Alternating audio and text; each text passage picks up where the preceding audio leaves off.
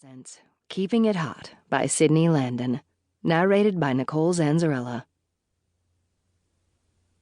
1. Zoe Hart walked through the familiar lobby of the Oceanics Resort in Pensacola, Florida, but she saw none of its usual elegance and grandeur. She'd woken in a bad mood that morning, which was unusual since she normally loved her birthday. She was 29 today, and despite her best attempts, she was no closer to seducing Dylan Jackson, her best friend and landlord, than she had been last year. She owned and operated the coffee shop in the Oceanics, Zoe's Place. Even though she worked her ass off to make it a success, she was also grateful to Dylan for giving her a chance when she was trying to get her business off the ground.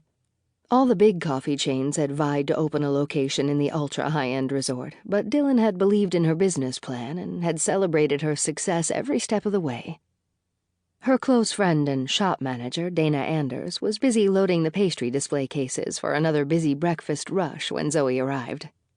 For the first time that morning, she took a moment to appreciate her surroundings.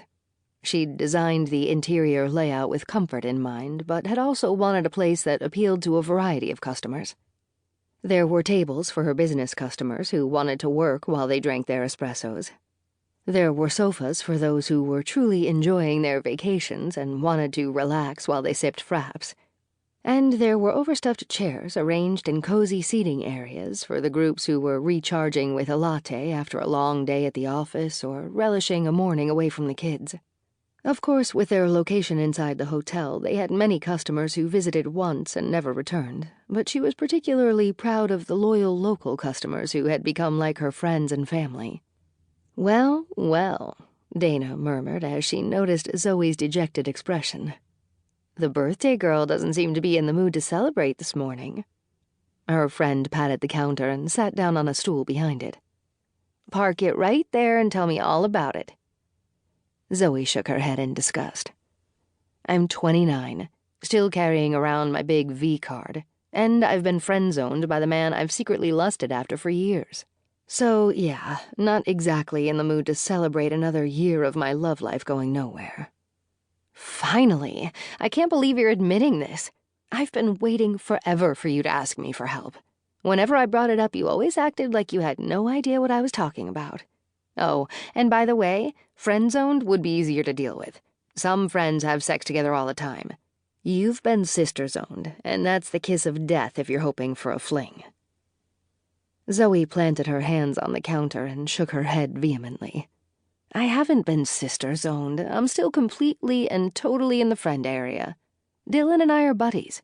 We talk about all kinds of things you wouldn't discuss with your sibling."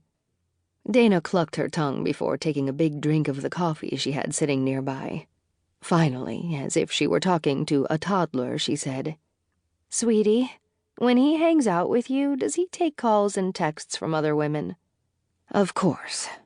Zoe ground her teeth, thinking of how much she hated overhearing him employing his sexy laugh on some bimbo of the month. Putting a hand under her chin, Dana studied her for a moment before asking, "Does he ever tell you anything about his dates, as in bedroom stuff or kink level?" "Yes, all the time," Zoe growled. "I guess that proves that he doesn't see me as his sister, though, right?" "It's worse than I thought," Dana said dramatically. "You're officially one of the guys. You've ceased to have a vagina where he's concerned." "What? No way," Zoe sputtered. Pointing to her ample chest, she argued, "How could he miss these babies?"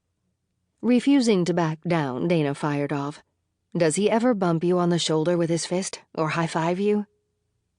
Zoe's mouth went dry, and she stared at Dana in growing horror before dropping her head onto the counter. "Oh, God, I'm just like one of his guy friends," Zoe mumbled in despair. "You're absolutely right. I might as well have a penis." Dana patted the top of her head consolingly. "I don't know about the whole having a dick thing. I'd say you're more gender-neutral where he's concerned." "Wow, that's so much better," she snapped. Dana was silent for so long, Zoe finally lifted her head, thinking maybe they'd had a customer wander in before the shop officially opened. Instead, her friend was giving her a calculating look that immediately made her nervous. "What?" she asked warily. not even sure she wanted to know what was running through the